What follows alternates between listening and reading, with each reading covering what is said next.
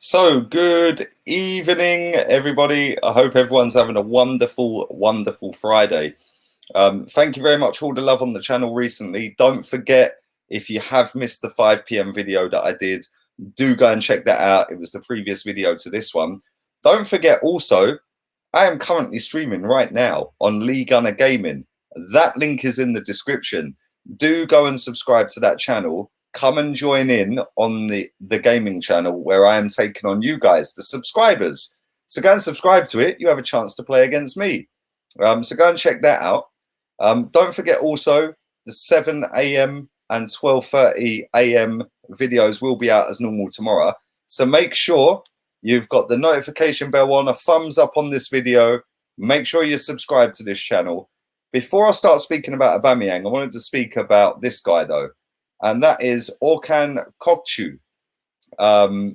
He is the 19-year-old midfielder, attacking midfielder, who plays for Feyenoord over in Holland.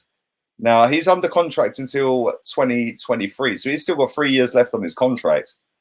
Under 21 Turkey international, he's played 2 games for them. He hasn't got a goal for them, but this season he's actually been doing all right. He's actually done pretty damn decent for a 19-year-old to go into the first team and to kick on and elevate himself. I think he's actually done all right. He's played 35 games this season in all competitions. Now, 22 of them are in the league. He's got 2 goals, 4 assists. He's played 5 in Europa League qualifying. He got another 4 games. He got a goal in there. And then their cup competition, he played 4 games as well. Now, to play 35 games as a 19-year-old in the first team, I think is pretty outstanding. I genuinely think that's decent. Now, he is linked to a move to Arsenal for a fee reportedly around £23 million. Now, when you look at that, Arsenal do need an attacking midfielder. I think it's quite clear, it's quite evident that Mesut Ozil's time at this football club is coming towards an end. He's down to the last year of his contract come the summer. And I do think that genuinely he will be leaving maybe even this summer.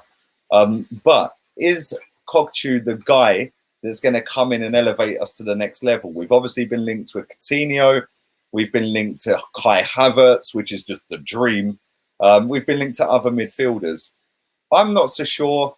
I don't really know a great deal about him. I'm hoping you guys know a little bit about him. Listen, obviously I've seen him play. I've seen him in the Europa League. I know that he's a very talented and gifted footballer. Is he the guy that's going to kick us on? Do we even need an attacking midfielder? Listen, we got Dani Ceballos, who's probably more of a number 8, more of an Aaron Ramsey type of figure, but he can play at number 10.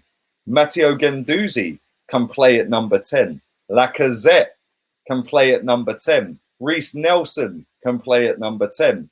Do we need a number 10? For me, number 10s are a dying art form. You don't necessarily need to create your goals from a number 10 anymore, but I'm not so sure. Listen, for £23 million, he is one of the hottest players in Europe right now, or one of the hottest young players in Europe. 19 years old, years ahead of him, £23 million. I think that's kind of a decent deal, but at the same time, you never know how that player is going to adapt when he comes to a new league, a massive city like London. Listen, London's huge. You can get lost just walking down one side road and you don't know where you are for the next 3 hours. I know London quite well. Even I get lost in London. So listen, it's a big culture shock. It's a big thing to move countries, especially at that age. But listen, leave it all in the comment section down below. Let me know your thoughts on Orkan Kokcu. And let me know if I've pronounced his name right. Let me know if you think he's worth the money as well. I'd love to know your thoughts on that. Let's move on to the guy that I want to speak about now, Aubameyang. We couldn't do another show without speaking about Pierre-Emerick Aubameyang. It seems like we just speak about this guy nearly every day. But you know what? Nearly every day this guy's in the papers for the wrong reasons. Aubameyang's linked to Chelsea. Aubameyang's linked to United. Aubameyang's linked to Real Madrid. Aubameyang's linked to Barca. Aubameyang's linked to everywhere. The one thing I do know is Aubameyang hasn't signed a new contract. So these rumours are going to continue. Now the latest rumour that I've read, which is why I wanted to talk about him on this video, is that Arsenal are open to selling him to a rival if it means we get the money now, like, i.e., we don't let you leave for nothing. So we get the money in on you now, bruv. You can go to Chelsea, you can go to United, you can go to anywhere you want to go to, but as long as we're getting the money for that, it makes no difference. Is this where we are as a football club? Is this the future? Listen, we've had this with Alexis, with the swap deal for Mickey. We've had it with Van Persie, where we let him go for £24 million. I mean, Jesus Christ. He's since come out and said that he wasn't even offered a new contract. The one thing I'll say here is, and I've said this the other week, that we hear all these rumours about Aubameyang's being linked here, Aubameyang's being linked there, Chelsea want him, everyone wants him. We're not hearing stories about Arsenal have offered Aubameyang a contract on more money. We're just hearing Aubameyang is linked to so-and-so and Arsenal are happy to let this happen. We're not seeing or hearing Aubameyang's been offered a new improved deal, but he's rejected it. We're not seeing that. Have Arsenal actually offered this guy a deal? Like, real talk, have we actually offered him a new contract? Because I remember going back to February last year, Unai Emery hadn't been here that long. We were going into Europa League latter stages. We were doing all right in the league. You know, everything was rosy. And we were hearing that Aubameyang and Lacazette, the pair of them, they were being tipped to have new deals. They were on the table, new improved offers. They would be signed within the next 6 weeks, blah, blah, blah, blah, blah. Now we're sitting here over a year later, and Aubameyang's going down to his last year in June, and Lacazette's down to his last 2 years in June.